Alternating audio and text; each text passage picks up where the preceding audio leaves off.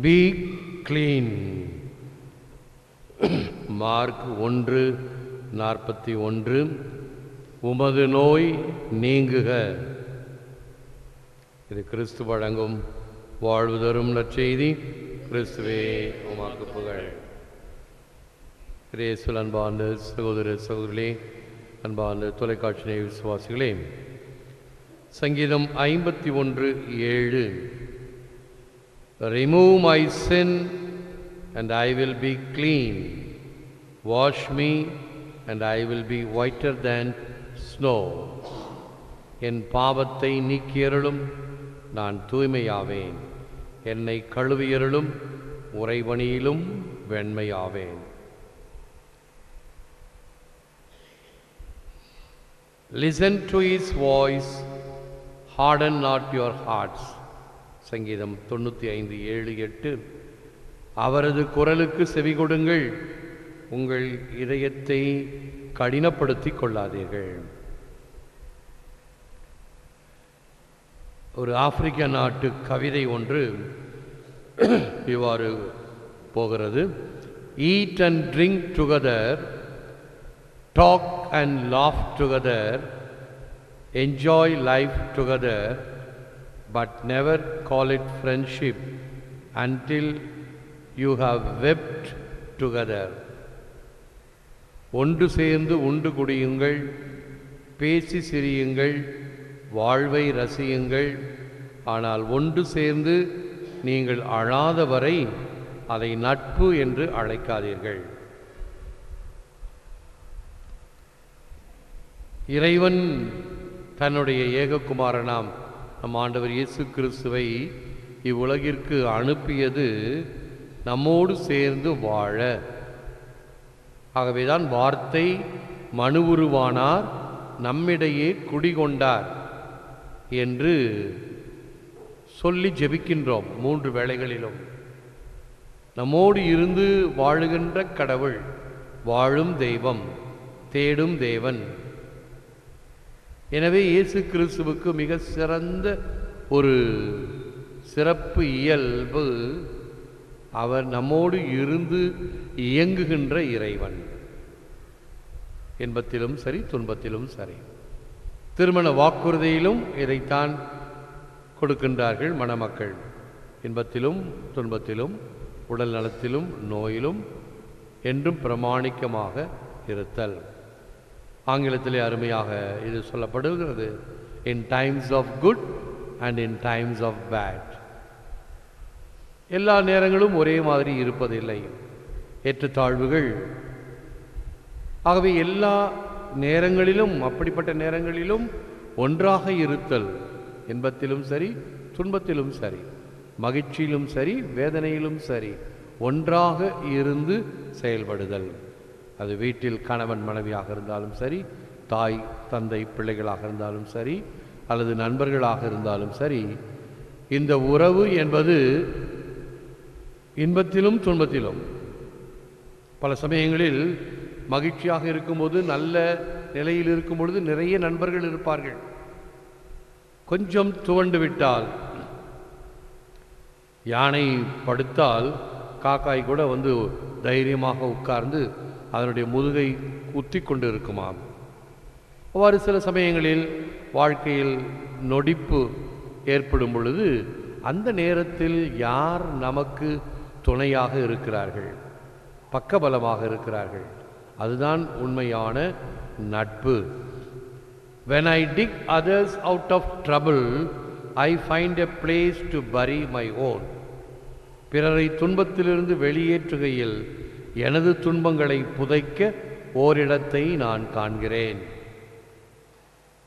ஆண்டவர் இயேசு கிறிஸ்து இன்று அந்த தொழுநோயாளர்களுக்கு அந்த நம்பிக்கையை கொடுக்கின்றார். இவரிடம் சென்றால் நான் குணம் பெறுவேன். ஆண்டவரே, நீர் விரும்பினால் நான் குணம் பெறுவேன், விரும்புகிறேன், குணமாகு என்று அந்த தொழுநோயாளர்களை குணப்படுத்துகின்றார்.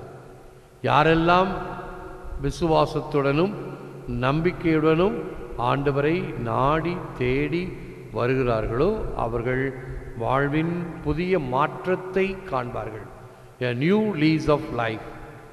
அதுதான் ஆண்டவர் நமக்கு தருகின்ற ஒரு சிறந்த உற்சாகம். பழையதை களைந்து புதிய ஒரு வாழ்வு ஆரம்பமாகும். அது பிறவிக்குருடன பார்த்திமேயுவாகட்டும், மரிய மதலேனாகட்டும், சமாரிய பெண்ணாகட்டும், தொழுநோயாளர்களாகட்டும், ஆடையை தொட்ட பெண்ணாகட்டும், பாடையில் சென்ற இளைஞன் தொடப்பட்ட நிலையிலும், தாலித்தா குமி என்று சொல்லி எழுப்பப்பட்ட சிறுமியும் இயேசுவினுடைய பிரசன்னத்தால், அவருடைய தொடுதலால், அவருடைய வார்த்தைகளினால் குணமானவர்கள் ஏராளம். உன் மகன் பிழைப்பான், நீ போ, உன் விசுவாசம் உனக்கு பதில் சொல்லும் என்று நூற்றுவர் தலைவனுடைய ஊழியனை குணமாக்கியதும் தூரத்திலிருந்தே. இவ்வாறு ஆண்டவருடைய தனிப்பட்ட தன்மை விசுவாசத்தினுடைய சந்திப்பிலே அவர் புதுமை அல்லது புதிய வாழ்வை கொடுக்கின்றார். நாமும் ஒவ்வொரு வேளையும் ஆண்டவரிடம் வரும்பொழுது அந்த புதிய உற்சாகத்தை பெறுகின்ற வகையிலே இந்த நற்கருணை ஆராதனை, திருப்பலி, அருட்சாதனங்களில் பங்கேற்போம். குழந்தால் இருப்போம். ஜெபம். Lord, let not the difficulties of our life on earth weaken our faith in your presence, in our midst, and our trust in your will to save us. இறைவா, எம்மத்தியில் உமது பிரசன்னத்தின் மீதுள்ள நம்பிக்கையும் எங்களை காக்க வல்ல தேவன் என்ற விசுவாசத்தையும் இவ்வுலகத் துயரங்கள் பலவீனப்படுத்தாது காத்தருளும். எல்லாம் வல்லவரே, நல்லவரே, உம்மை போற்றுகிறோம், புகழ்கிறோம், நன்றி கூறுகின்றோம், ஆராதிக்கின்றோம். தேவரிதாமே இந்த நற்கருணையிலே எமக்காக விற்றிருக்கின்றீர். உமக்கே நன்றி, துதி, தோத்திரம், புகழ், மகிமை உண்டாவதாக. விசுவாசத்தினால் நீதிமான் வாழ்வான் என்பதை உம்மிடம் வந்த அனைவரும் புது வாழ்வு பெற்றதை உணர்ந்து நாங்களும் இந்த அருட்சாதனங்களின் வழியாக, மிக சிறப்பாக இந்த நற்கருணை பிரசன்னத்தின் வழியாக வாழ்வை பெறுகிறோம். ஆலயத்தில் இருப்பவர்கள் மட்டுமல்ல, விசுவாசத்தோடு உலகின் பல எல்லைகளிலே தங்கள் வீடுகளிலே இந்த பிரசன்னத்தை பார்த்து செபிக்கின்றவர்கள் இந்த இதத்தை உணர்கிறார்கள், குணத்தை பெறுகிறார்கள், வல்லமையை சந்திக்கின்றார்கள். இதற்காக நன்றி கூறுகின்றோம்.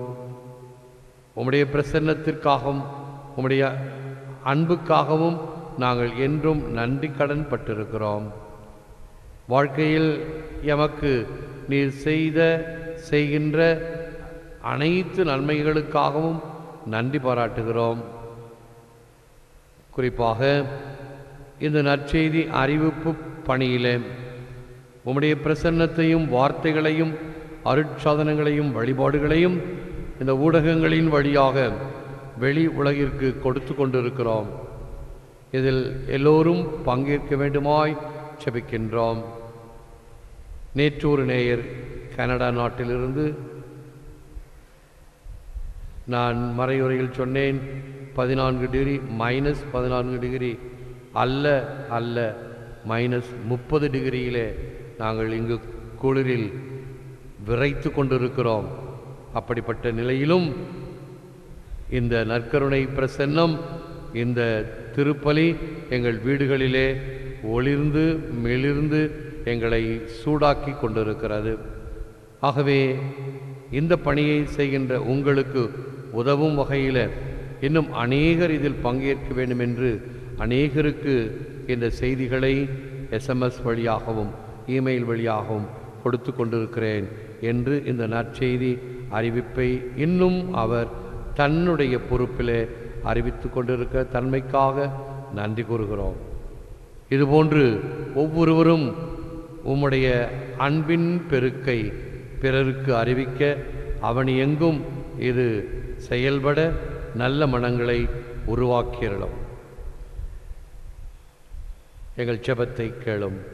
யாருக்கெல்லாம் உமது அருள் ஆசீர் இன்று அவசரமாக தேவைப்படுகிறதோ அவர்களுக்கு நீர் உம்முடைய பிரசன்னத்தை தந்து ஆசீர்வதியும்.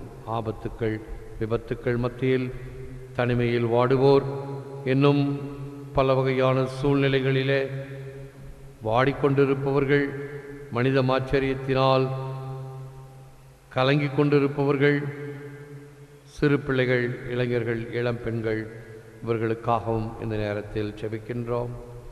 எங்கள் தாய் திருநாடு இன்று பொங்கல் விழாவை கொண்டாடுகிறது. அறுவடையின் விளைச்சலை தந்த தேவா உமக்கு நன்றி. ஒவ்வொரு நாளும் அப்பத்தையும் ரசத்தையும் ஒப்பு கொடுக்கும் பொழுது நிலத்தின் விளைவாம் இந்த கனிகளை உமக்கு காணிக்காக்குகின்றோம் என்று சொல்லி நிலத்தின் கனிகளை காணிக்காக்குகின்றோம். நிலத்தின் விளைவாக நாங்கள் பெறுகின்ற உணவிற்காக அந்த உணவின் பின்னணியிலே இருக்கக்கூடிய பல தரப்பட்ட தொழிலாளர்கள், பணியாளர்கள் அனைவரையும் நீர் ஆசீர்வதிக்க வேண்டுமாய் ஜெபிக்கின்றோம். ஏற்று வர மருளும் இறைவா, காக்கும் கரங்களினால். ஆமென், ஆமென்.